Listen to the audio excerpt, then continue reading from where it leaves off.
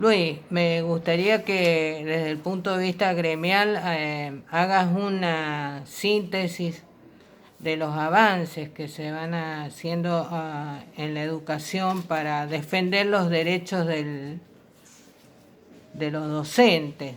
Y en este punto se está trabajando, se está fortaleciendo eso, esas miradas que se van actualizando y que son necesarias y que hace mucho tiempo que se vienen realizando muy lentamente, pero en el último tiempo veo que se van reforzando más puntuales.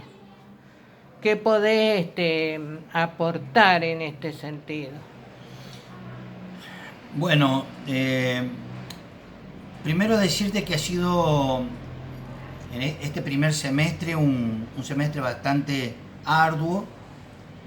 Se ha trabajado mucho eh, y hemos avanzado bastante, hemos ganado muchos derechos. Y nada mejor que vos, que estuviste muchos años en el aula y como trabajadora de la educación, no me vas a dejar mentir de que hay derechos que son inéditos, pero que había que de alguna manera concretarlos, efectivizarlos, en favor de nuestros compañeros por las distintas situaciones que se daban, ¿no? No vamos a discutir lo que ha sucedido en el año 2020, el año 2021 con el tema de una pandemia. Tampoco vamos a dejar de desconocer lo que sucedió con la educación desde la gestión anterior, donde evidentemente nos afectaba muchísimo, muchísimo. El tema del presupuesto, cómo se había desintegrado, cómo se había dispersado, no solo generando un Ministerio de Educación que específicamente funcionaba para tal, sino que se había compartido con otra área, en este caso deporte. Hoy se vuelve a recuperar nuestro Ministerio de Educación con presencia activa, pero además siendo parte de las decisiones en cada una de las jurisdicciones, con presencia en territorio, que es lo más importante.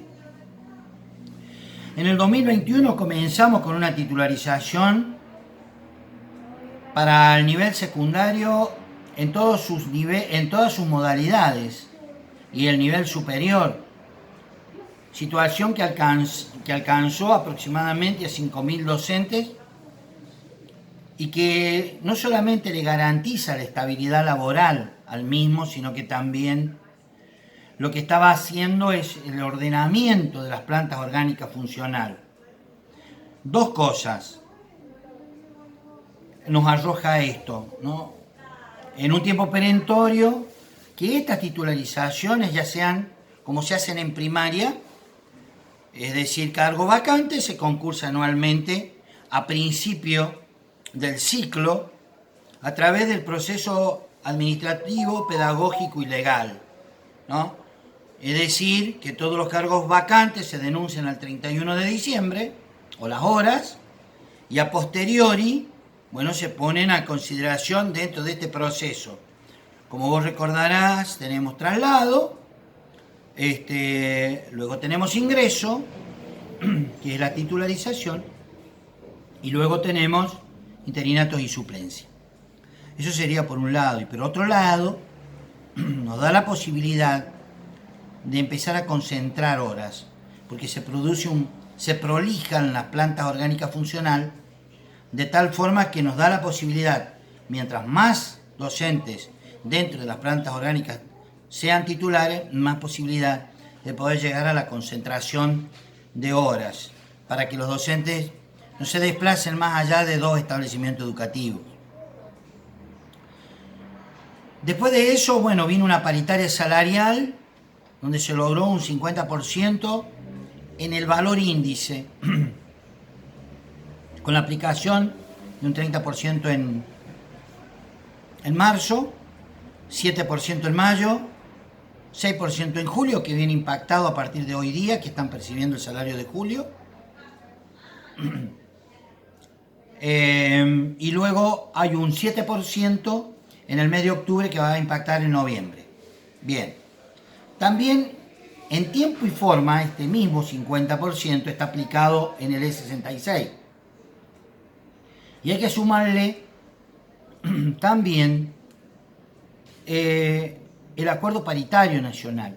Ese acuerdo paritario nacional es muy importante, no lo podemos desconocer, porque en definitiva lo que hace es sumarle al salario de cada trabajador, porque tanto el FONID, que es el incentivo docente, como la conectividad nacional le llega a cada uno de los docentes del país que está con prestación efectiva. Y hay que sumarlo al salario. Entonces, cuando Lucero dice que los docentes a partir del mes de julio del año 2021 pasan a cobrar los iniciales 34.500 pesos, es verdad que cobran 34.500. Lo que sucede es que no se refleja en el recibo de sueldo, porque tanto el incentivo como la conectividad vienen por fuera. Y son dineros importantes que hay que sumarlo. Por eso el docente, cuando ve su recibo de sueldo, que tiene menos de 34.500, dice Lucero miente. Y no miente Lucero, porque no puede en ninguna jurisdicción cobrar por debajo de ese piso para el inicial. En la provincia de San Juan tenemos alrededor de 90 docentes que están con ese piso de 34.500 ahora con este sueldo. ¿Sí? No nos olvidemos que en marzo fue la primera movilidad de 31.000 pesos. Y en septiembre vuelve a cambiar el piso. Pasa a 37.000 pesos. Deducimos que lo que se hizo a nivel nacional fue importante, porque de marzo a septiembre, fueron escasamente algunos meses, pero hubo 3 impactos de modificación de piso salarial, y eso está bueno. Es decir, pasar de 31.000 en marzo a septiembre a 37.000 pesos es muy importante. Cuando los mecanismos que se utilizaban en el gobierno anterior era el salario mínimo vital y móvil más el 20%. Y eso hubiésemos estado en un deterioro peor todavía del que viene teniendo históricamente el docente, porque esto también hay que reconocerlo. Entonces, en el ámbito nacional, recordemos que por FONID se duplicó. Es decir, que el docente cobra por cargo 2.420 a partir de marzo y de 2.830 a partir de septiembre. La conectividad nacional por cargo, 710 a partir de marzo y de 1.000 pesos a partir de septiembre. Ahora, ¿cuánto es lo que llega de Nación en definitiva al bolsillo? Directo, no tiene descuento, viene directo, impacta directamente en el bolsillo. Son por cargo 3.130 a partir de, sumando conectividad más Fondo Nacional, a partir de marzo. Y a partir de septiembre va a ser de 3.830. ¿Cuánto va a impactar en 2 cargos a partir de marzo? 6.260. Y a partir de septiembre, entre conectividad e incentivo, 7.660 pesos. Como vos verás, 7.660 pesos en 2 cargos o 3.830 en un cargo a partir de septiembre es un monto importante que hace a un porcentaje importante del sueldo del docente. Sigue siendo bajo, no lo vamos a discutir, sigue siendo bajo. Ahora bien, pero se nota que hay un crecimiento, aun cuando se va generando a posteriori un deterioro por esta cuestión de la inflación. ¿Qué es la inflación? Bueno, evidentemente la inflación a nosotros nos ha venido perjudicando desde hace mucho tiempo. Por eso hoy a nosotros no nos conviene una cláusula gatillo. No. Porque las cláusulas gatillo lo que hacía era equilibrar el salario con la inflación. Y lo que nosotros queremos a partir de 2021, que el salario le gane a la inflación. La inflación en economía es el aumento generalizado y sostenido de los precios. Todo esto en los bienes y en los servicios, en el periodo de un año. Eso sería la inflación. Y la inflación se va tomando de distintos valores. Nosotros tomamos como referencia la inflación que va determinando el INDEC Nación. Pero te doy algunos datos. 25.7 tenemos en el mes es decir, el acumulado de enero a junio. Desde octubre a junio, porque todavía julio no lo tenemos, lo van a dar recién los informes a mediados de agosto, nunca la inflación fue inferior a 3 puntos. Es más, en marzo de 2021 la inflación fue de 4.8. Nosotros estimamos, bueno, a ver, ¿por qué estimamos que va a ser cerca de los 50? En razón al porcentual mensual que se viene dando. El acumulado anual, interanual, entre junio a junio del 2020 y 2021, superó el 47%. Lamentablemente, digo, en este país, donde somos realmente especialistas en remarcar precios, esto conlleva a generar, digo, el deterioro de los salarios. Este control, esta falta de control o este abuso de remarcación hace que se produzca esta tremenda inflación que ha sido imposible para los gobiernos poderla sostener y poderla bajar a un dígito. Y esto lo que hace a que, más allá de los importantes incrementos que se dan, no te alcance. Entonces tenés que tener la posibilidad de ir gestando cláusulas de revisión. Por eso nosotros en este momento en la provincia de San Juan estamos esperando la devolución de la información de la propuesta que le hemos hecho al gobierno, que es adelantar el último tramo de un 7% del mes de octubre, que se cobra en noviembre, para agosto, cuando como máximo, ¿no? Es decir, seguramente el gobierno hará su evaluación de agosto para cobrarlo en septiembre. Veremos qué sucede. Pero además queremos incorporar el E95, que tiene que ver con una asignación que hace décadas que la tenemos, que vos cobrabas, sí. Los famosos tickets alimentarios. Parece mentira, pero los tickets alimentarios se crearon, es cuasimoneda, para premiar a los trabajadores, sobre todo en las empresas privadas. En la provincia de San Juan hubo una época que se tuvo que cobrar como salario. Bueno, ellos quedaron incorporados dentro del salario y varía de acuerdo al monto, de acuerdo al cargo. Pero bueno, como referencia está sobre los 273 pesos para el cargo de maestro de grado, aproximadamente por ahí anda. Las horas cátedras también es proporcional a la cantidad de horas cátedra. Esto se maneja bajo ese monto, ¿no? Así que bueno, entonces lo que nosotros hemos pedido es que ese valor vaya incorporado al índice. Ahora, ¿hay diferencia con los otros sectores? Claro que hay diferencia. Nosotros tenemos una paritaria nacional que va a sesionar el día 9 de agosto. ¿Sí? Ya está otorgada por el ministro Nicolás Trota, pedida por la CETERA. Nosotros, los secretarios generales, a nivel nacional y por unanimidad, hemos planteado no solo el incremento, sino también el adelantamiento de los tramos que tenemos fijados desde Nación.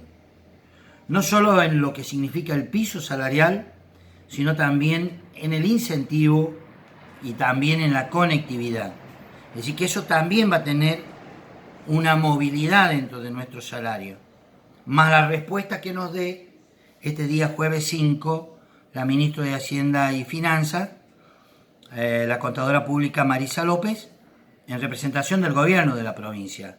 Sabemos que también hay intenciones de modificar las asignaciones familiares, todo aquello que tiene que ver con nacimiento, con prenatal, con chicos especiales, escolaridad. Bueno, todas estas cuestiones son necesarias irlas reajustando año tras año, y también está la posibilidad de que eso sea transmitido oportunamente como una decisión de gobierno en razón de lo que venimos solicitando, no solo para ganarle al salario, sino también, digo, cuando hablamos respecto de la inflación, sino de recomponer salario.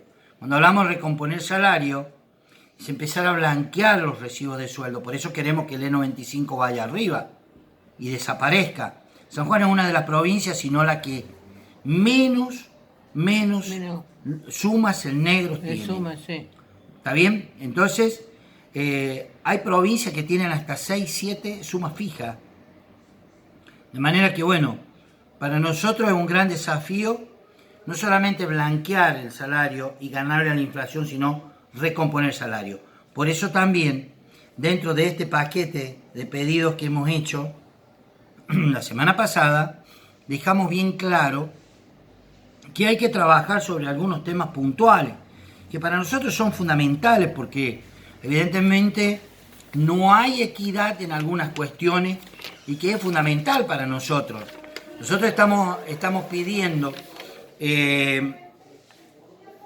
que se resuelvan ciertas inequidades que hay, para no decir injusticia, ciertas inequidades. Cuando hablamos de las inequidades, en realidad es en lo global, es el acumulado de cargos, 155, más las horas cátedra de media y superior. Pero claro, hay situaciones puntuales que hay que corregir. Y no vamos a poder corregir todas juntas, porque habría que entrarle al nomenclador y entrarle absolutamente a todo. Iremos por parte.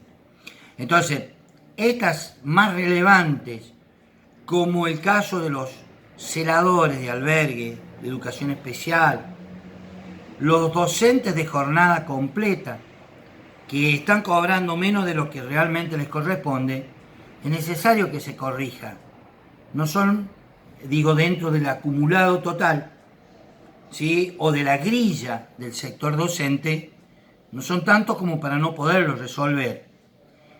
Esto no quita a que di 2 casos nada más, puedan ser otros casos más emergentes que resuelvan estas inequidades a los que hago referencia. Hemos hecho casi 8 paritarias este año. Hemos tenido paritarias de titularización, y esto te consta, Sí. como por ejemplo, titularizar a docentes con docencia pasiva. Miren si no es importante ganar derecho, pero además ganar en estabilidad para el docente de docencia pasiva. Si es permanente, tal vez no tenga la posibilidad de concursar un cargo directivo, pero le estamos generando la estabilidad a una persona que seguramente está con una docencia pasiva por una patología que no admite estar frente a alumnos, pero es necesario para nosotros eso. La reserva de derecho para casos excepcionales que son suplentes. No son todos los casos, porque el estatuto es bien claro. La 64H o la 14473 así lo establece. Pero cuando se produjo la transferencia de los servicios educativos de la nación a la provincia, se generaron ciertas situaciones que hoy persisten. Tenemos jefes sectoriales que no tienen cargo de base, jefes de talleres que no tienen cargo de base, jefes de preceptores que no tienen cargo de base. Ahora son suplentes y llevan más de 10, más de 20 años. Es más, muchos ya se jubilaron. siendo suplente. Sí. Cuando podrían haber sido, cuando se despeje, cuando se deje vacante ese cargo, porque el titular o se jubiló, o renunció, o tomó el cargo de mayor jerarquía, titularizó en el cargo de mayor jerarquía, va a tener que soltar el cargo de base. Y esa jefatura, o ese cargo de base va a ser definitivamente, quedará a cargo de esta persona que por muchos años se vino desempeñando, que reúne los requisitos y que lógicamente hay que generarle esa garantía. Hemos titularizado a docentes profesionales de gabinetes técnicos interdisciplinarios. Otro de los hechos que para nosotros también es muy importante. Pero además trabajamos dentro de la negociación colectiva, comenzando con una presencialidad cuidada a partir del 1 de marzo. El 7 de junio pasamos a una presencialidad cuidada y voluntaria. Cuando hablamos cuidado, aún cuando sea una redundancia lo que voy a decir, no solamente estábamos cuidando a los profesionales de salud, de educación, sino también estábamos cuidando a los chicos, pero que tengan actividades. Dentro de ese contexto, podías tener actividades presenciales o podías tener actividades virtuales. Y mientras tanto, evaluando dónde estaban los chicos, si todos estaban o no estaban.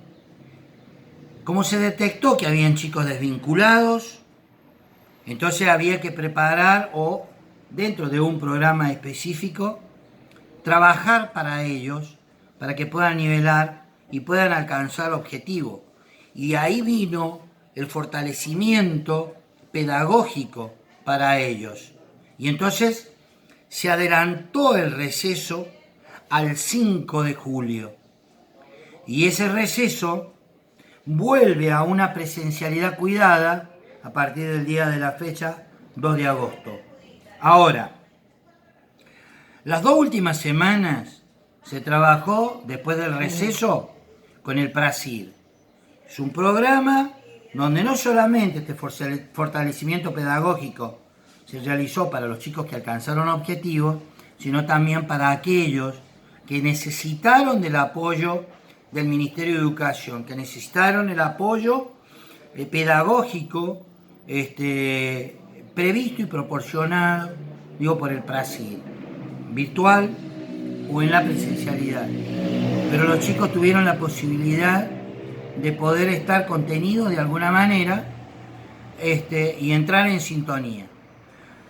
¿Se forzó a los chicos, se forzó a los docentes en esta acumulación? No, se trató y por eso se modificó el calendario escolar. Y las actividades previstas, como por ejemplo las mesas de examen, que estaban para la tercera y cuarta semana, sobre todo en la cuarta semana del mes de julio, pasaron para las primeras semanas de agosto. Y como hay que cumplir los 180 días, como establece, porque es obligatorio, los 180 días de clase, se modifica el calendario escolar y se extienden las actividades un par de días o un par de semanas. En ese sentido, nivel inicial, como educación especial, por ejemplo, tienen actividades previstas ahora hasta el 7 de diciembre, mientras que nivel primario, nivel secundario, pasan directamente al 17 de diciembre.